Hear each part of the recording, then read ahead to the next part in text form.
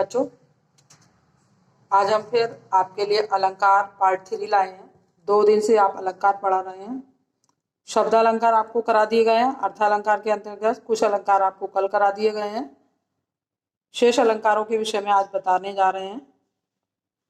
पहले नंबर पर आप लोगों को बताते हैं संदेह अलंकार।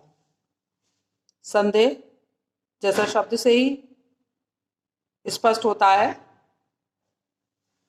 संदेह होना, शक होना। तो जहां किसी वस्तु की समानता अन्य वस्तु से दिखाई पड़ने से ये निश्चित नहीं हो पाता है कि वस्तु वही है या कोई अन्य वस्तु है। हमारे मन में दुविधा रहती है कि यह वस्तु वही है अथवा अन्य कोई वस्तु है। तब ऐसी स्थिति में वहां पर संदेह अलंकार होता है। संदेह अलंकार का उदाहरण आप देख लीजिए।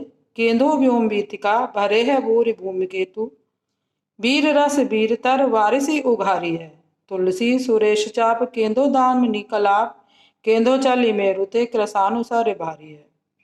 तो ये उस समय की घटना का वर्णन है जब हनुमान जी लंका में जाते हैं और उनकी लंका को उजाड़ने पहुंच जाते हैं। लंका दहन का ये घटना है। तो इस लंका दहन में हनुमान जी की जलती हुई पूंछ को देख करके लंका वासियों को ये ज्ञान नहीं हो पाता है, ये समझ नहीं पाते हैं कि ये जो हम दृश्य देख रहे हैं ये आखिर है क्या। ये हनुमान जी की जलती हुई पूंछ है या आकाश मार्ग में अनेक पुछल तारे दिखाई दे रहे हैं।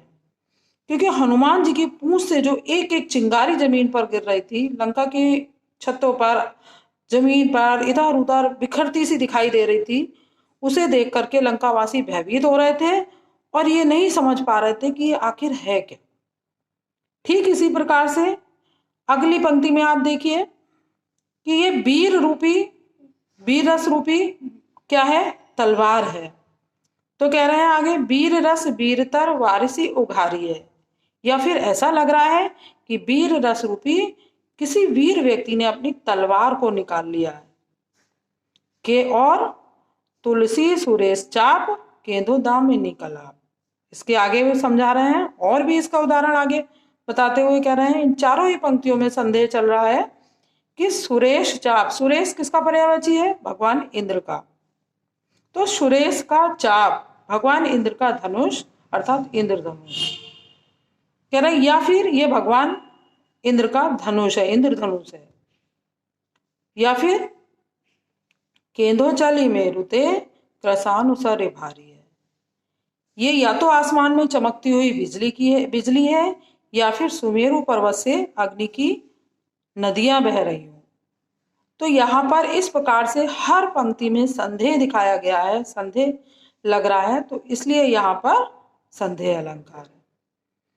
तो बच्चों समझ में आ गया होगा। अब अगला आप देखिएगा भ्रांतिमान।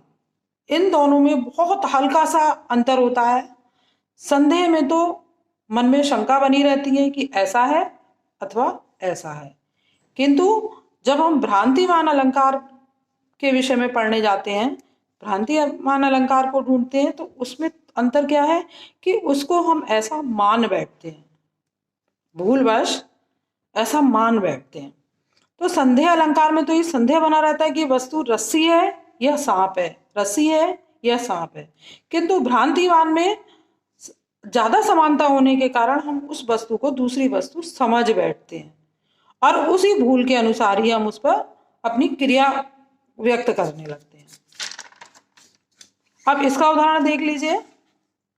बिल विचार प्रविसन लग्यो नाग सुंड में ब्याल, ताहूकारी उक भ्रम लियो उठाए उताल। पहले इसका अर्थ समझ लीजिए। किल बिल विचार, बिल समझ के, प्रविसन लग्यो प्रवेश करने लगा, नाग सुंड में ब्याल, जो सर्प है वो हाथी की सुंड में प्रवेश करने लगा।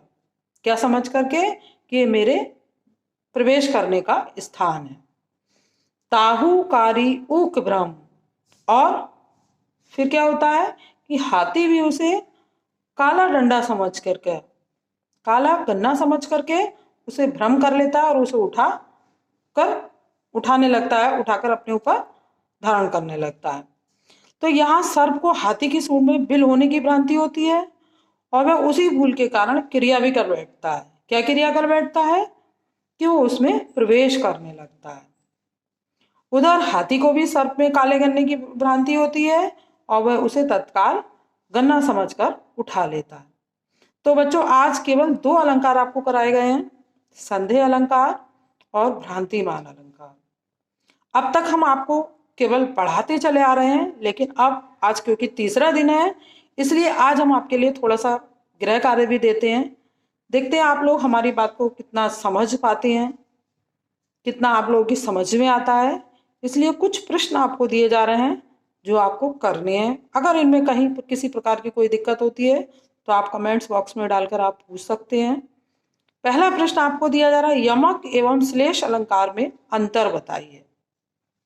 अलंकार कराते समय जिस समय यमक और श्लेष अलंकार आपको समझाया जा रहा था, इसमें अंतर बताया भी गया था। ठीक उसी प्रकार से प्रश्न नंबर 2 है, उपमा एवं उत्प्रेक्षा की परिभाषा उदाहरण सहित लिखिए। प्रश्न नंबर 3, उपमा और रूपक की तुलना कीजिए। प्रश्न नंबर 4 है, भ्रांतिमान एवं संदेह अलंकार की परिभाषा उदाहरण सहित लिखिए एवं इसमें अंतर बताइए। ठीक, इतना ही आज के लिए।